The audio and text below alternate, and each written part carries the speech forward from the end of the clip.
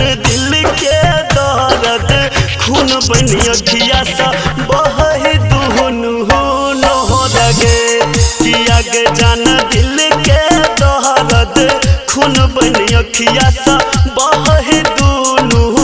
नहरगे।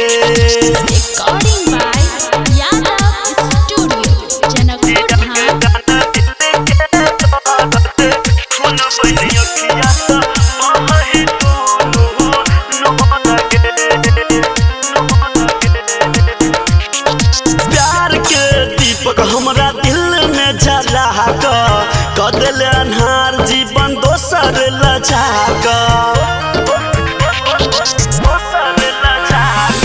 प्यार के दीपक हमरा दिल में जला कदल अन्हार जीवन दोसर लजा सपना देखा हाथ तू छोड़ले कह दिल तू बहर गे किया गे जान दिल के दर्द खून बनी अखिया सा बहे दुहनु नहरगे किया गे जान दिल के दर्द खून बनी अखिया सा बहे दुहनु नहरगे।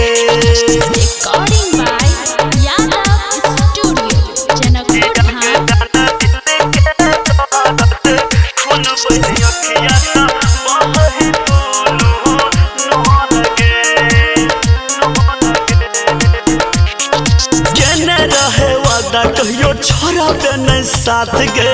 चढ़ गए डोली जब आलो बारात गे रहे वादा कहियो छोड़ा नहीं साथ गे चढ़ गए डोली जब आलो बारात गे पियावा के घर है जाके गे सुगनी गले तू हमारा भूल हाई गे किया गे जान दिल के खून बनी अखिया सा बहे गुहनु नहरगे किया गे जान दिल के दर्द खून बनी अखिया सा